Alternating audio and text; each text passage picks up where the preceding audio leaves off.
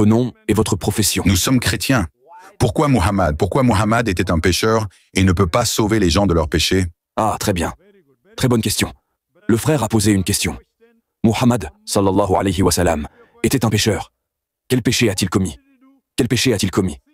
Dites-moi. Un péché qu'il a commis. Montrez-le-moi. Qu'est-ce que vous savez? Qu'est-ce que vous savez? Comment cela se fait-il que Mohammed ait adoré des idoles pendant 40 ans?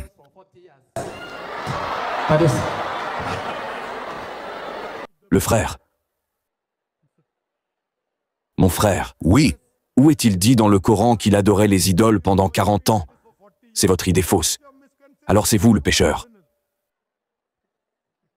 Le prophète Muhammad, sallallahu alayhi wa sallam. Silence, silence.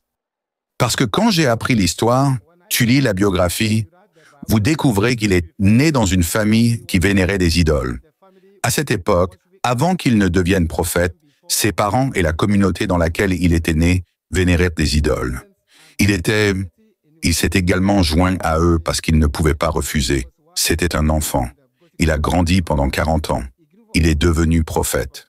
La question est donc... Mon frère, votre information, à quel point? Attendez, vous avez posé la question, laissez-moi répondre. La question est donc... Attendez, vous avez posé la question, laissez-moi répondre. Maintenant que le micro a commencé à fonctionner, voulez-vous vous taire? J'ai entendu votre question. Je n'ai pas une mauvaise mémoire, n'est-ce pas?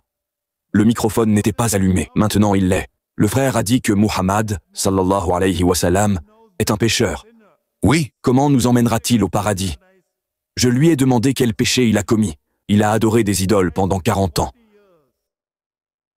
Et puis il a dit, nous apprenons des livres que les gens autour de lui pratiquaient l'idolâtrie. Je suis d'accord avec vous. Les gens autour de lui le faisaient. Lui n'a jamais pratiqué l'idolâtrie, pas une seule fois. Quel livre historique lisez-vous? Le livre que vous lisez est erroné. Si je lis un livre qui dit que 2 + 2 = 5, le problème est dans le livre, pas dans les mathématiques.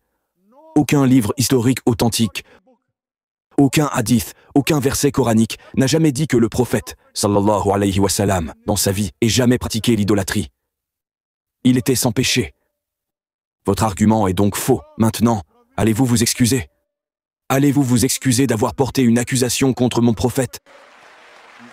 Si vous êtes un vrai chrétien, vous devez vous excuser. Si vous ne vous excusez pas, vous n'êtes pas un vrai chrétien. Vous portez des accusations contre mon prophète. Vous traitez mon prophète de pécheur. Je veux que vous vous excusiez.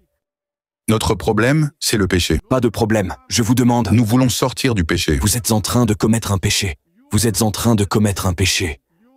Vous commettez un péché en portant une accusation contre mon prophète. Allez-vous vous excuser, mon frère?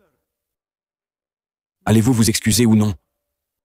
C'est notre question, s'il vous plaît. Répondez à la question parce que s'il l'était réellement, allez-vous? Comment les gens peuvent-ils aller au paradis aussi? Je vous le montrerai.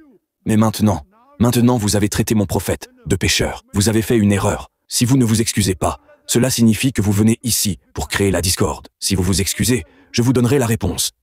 Comment aller au paradis? Je vous le montrerai.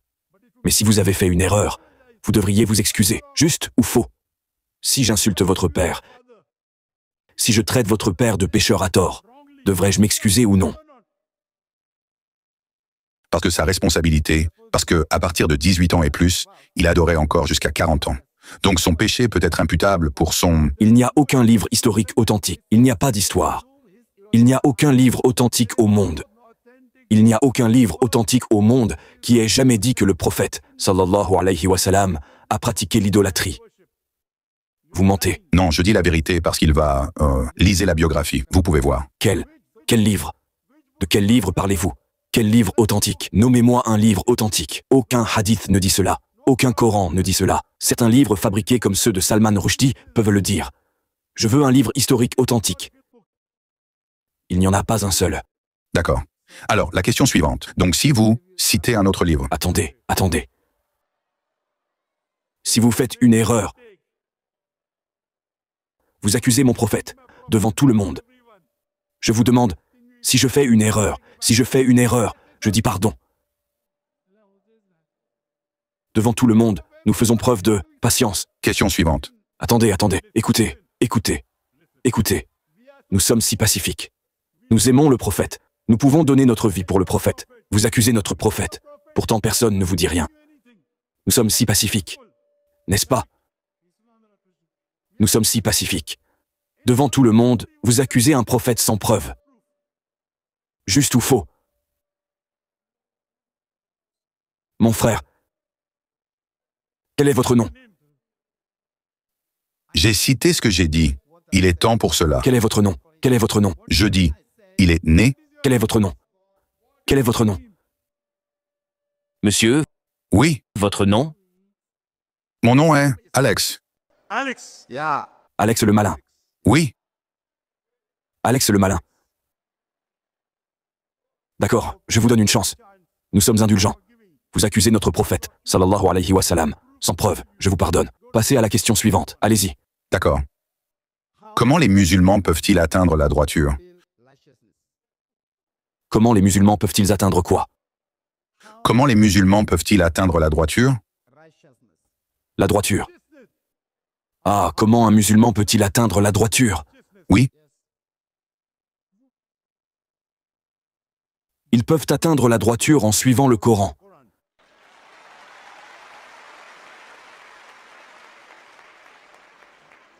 Les musulmans peuvent atteindre la droiture en suivant les vrais enseignements de Jésus-Christ, pas les faux enseignements.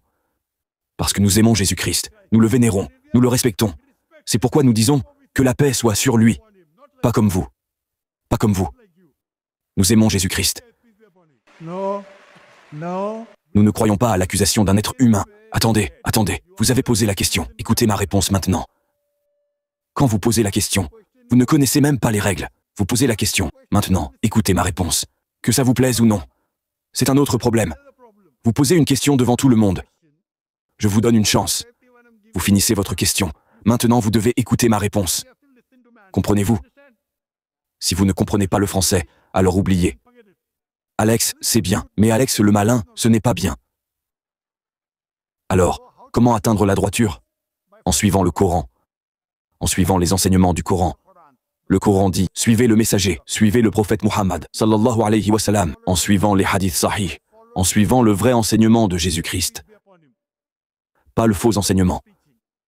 Donc si nous suivons les enseignements du Coran et que nous croyons en tous les messagers et en l'enseignement du dernier et ultime messager, Inch'Allah, nous irons au Jannah.